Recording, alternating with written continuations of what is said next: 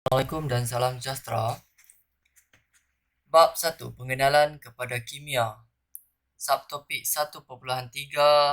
Penggunaan, pengurusan dan pengendalian radar serta bahan kimia.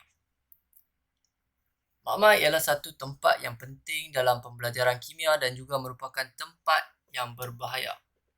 Makmal ini boleh jadi tempat yang selamat, tetapi dia juga boleh jadi tempat yang berbahaya.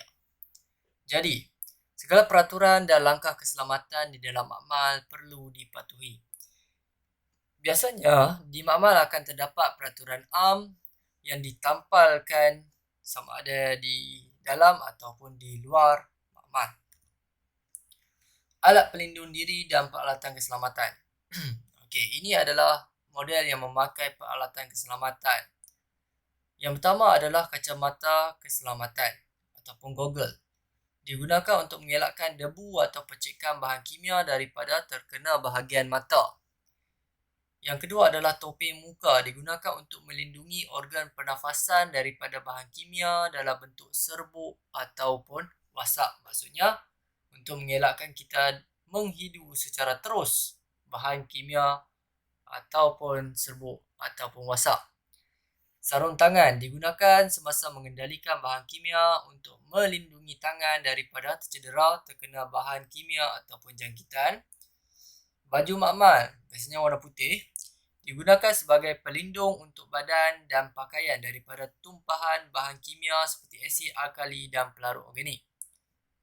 Dan yang terakhir adalah kasut makmal.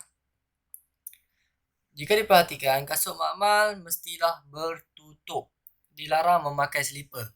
Digunakan untuk melindungi kaki daripada kecederaan akibat tumpahan bahan kimia, terkena objek tajam ataupun bahan toksik. Okey, seterusnya peralatan lain untuk keselamatan di dalam makmal. Yang pertama adalah kebut wasap ataupun fium cardboard. Alat direka khas untuk menjalankan eksperimen yang membebaskan wasap beracun, mudah terbakar ataupun berbau sengit. Di bahagian luar, kamu dapat lihat ianya berbentuk cermin di luar supaya hanya tangan sahaja dibenarkan masuk untuk mengendalikan bahan kimia. Kepala tidak boleh masuk. Contoh wasap beracun seperti asid sulfurik pekat, gas klorin, gas amonia, gas bromin, alkohol dan juga benzena. Benzena ni adalah contoh pelarut organik. Seterusnya pancuran air, shower, macam hujan ataupun macam pancuran air digunakan untuk membasuh dan membersihkan badan apabila kemalangan berlaku pada bahagian badan. Alat ini juga digunakan untuk memadamkan api sekiranya berlaku kebakaran pada bahagian badan. Mandi terus pakai shower. Seterusnya adalah eye wash. Digunakan untuk membasuh dan membersihkan mata apabila kemalangan berlaku pada bahagian mata. Kita tengok macam mana dia bentuk eye When wash. chemical exposure occurs, 1. Immediately move to an eye wash station. 2. Use either the paddles, levers, or pull lever to turn on the eye wash. 3. Hold your eyes open with your hands to ensure water reaches the eyes. 4. Flush the eyes for 15 to 60 minutes, depending on the corrosive qualities of the chemical. Be sure to keep the eyes open and rotate the eyeballs in all directions. And 5. Once flushing is complete, turn off the eye wash. Follow these guidelines for eye wash use. Never hesitate to use an eye wash if needed. Have a coworker contact emergency medical assistance immediately. If there is no one to ask, rinse for the allotted time recommended in the SDS and then seek medical assistance. If irritation persists, repeat the flushing procedure. Do not use lab or drench hoses as an eye wash. These hoses are typically used for cleaning and may not be sanitary. Never rely on sink faucets to replace an eye wash. Some outdoor eye washes may run discolored water for a few seconds. Never hesitate to use them immediately when needed. Do not use the shower for any other purpose that might inhibit the immediate use for an emergency. And beware of slippery floors during and after use. Okey, itu berkenaan dengan eye wash. Seterusnya, alat pemadam kebakaran digunakan untuk memadamkan api semasa kebakaran berlaku di dalam makmal. Pencuci tangan digunakan untuk menanggalkan bahan kimia, minyak kotoran dan mikroorganisma pada tangan. Dari segi penyimpanan bahan kimia. Okey, ada dua orang yang berada di dalam makmal. Bagaimanakah bahan kimia di dalam makmal disimpan dan dilupuskan? Bahan kimia yang berlainan jenis perlu disimpan dan dilupuskan mengikut cara yang berbeza. Okay, bagi logam reaktif, contohnya seperti lithium, natrium dan kalium disimpan dalam minyak parafin. Dalam bab 4 nanti kita akan tengok logam reaktif ini. Yang kedua, mengelakkan daripada bertindak balas dengan air di udara. Okay, ini logam natrium yang disimpan dalam minyak parafin.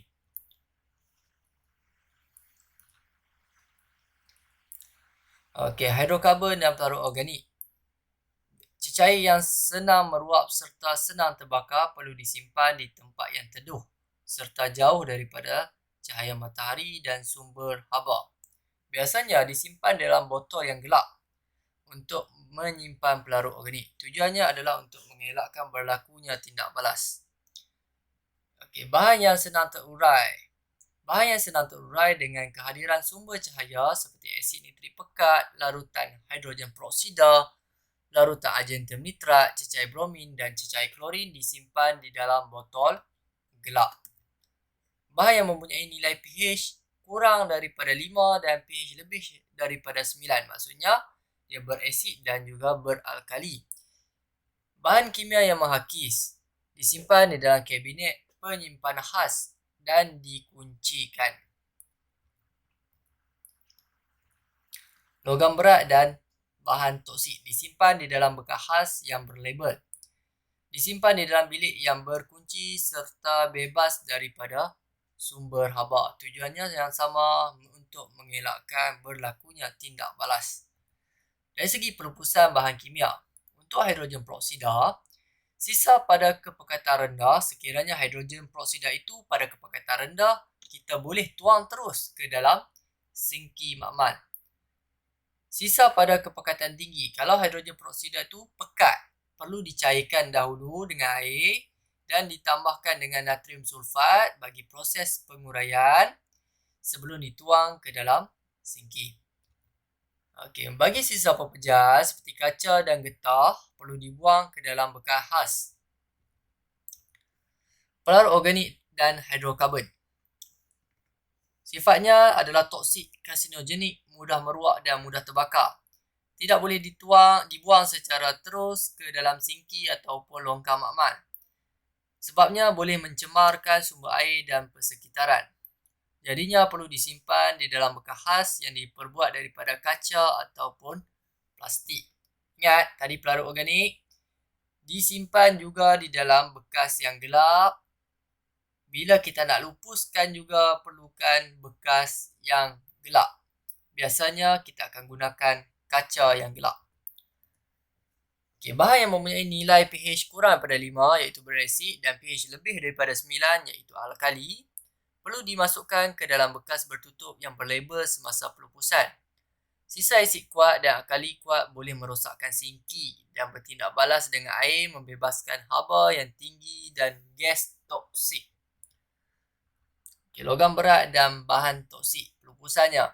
Larutan yang mengandungi logam berat dan bahan toksik perlu dimasukkan ke dalam beg plastik dan larutannya dibiarkan menyejat di dalam kebuk wasak. Sisa logam berat diikat dengan teliti dan dimasukkan ke dalam tong untuk sisa logam berat. Bagi bahan meruak, sisa bahan meruak perlu disimpan di dalam bekas yang bertutup dan dijauhkan daripada sumber cahaya dan haba. Sekiranya berlaku kemalangan. Okey, ini kita tidak minta, tetapi disebabkan kealpaan, kelalaian kita, kemalangan boleh berlaku. Biasanya tumpahan ataupun mungkin berlaku kebakaran. Okey, langkah yang pertama untuk tumpahan. Maklumkan kemalangan kepada guru ataupun pembantu makmal dengan segera. Jadikan kawasan tumpahan sebagai kawasan larangan untuk murid. Sekat tumpahan daripada merebak ke kawasan lain dengan membuat sempadan menggunakan pasir. Okey. Word di sini adalah membuat sempadan menggunakan pasir. Yang keempat, bersihkan tumpahan bahan kimia tersebut dan lupuskan tumpahan kimia mengikut prosedur yang betul. Okey, ini lain pula untuk merkuri. Okey, merkuri biasanya kita jumpa di dalam termometer. Tetapi kita tidak minta. Sekiranya berlaku pecahan ataupun terdedahnya merkuri kepada kita, merkuri ini mudah meruak pada suhu bilik. Wap merkuri akan menjadikan udara beracun. Dan bahagian yang pecah, kita tidak boleh sentuh menggunakan kulit sebab merkuri boleh menyerap ke dalam kulit. Simptom keracunan merkuri: loya, batuk, muntah, cirit-birit, sakit dada, sakit tekak, sesak nafas, sakit kepala, kerensaan mata, masalah penglihatan dan juga peningkatan tekanan darah. Jadi macam mana kita nak menguruskan tumpahan merkuri? Langkah yang pertama sama macam tadi. Maklumkan kepada guru ataupun pembantu makmal dengan sekadar segera yang mungkin. Jadikan dia kawasan larangan. Yang ketiga, word di sini adalah taburkan serbuk sulfur untuk menutup tumpahan. Kalau yang tadi kita gunakan pasir, yang ini kita gunakan serbuk sulfur. Dan langkah keempat, hubungi Jabatan Bomba dan Penyelamat untuk tindakan lanjut. Sekiranya perlu, mangsa perlu diberi rawatan lanjut di hospital.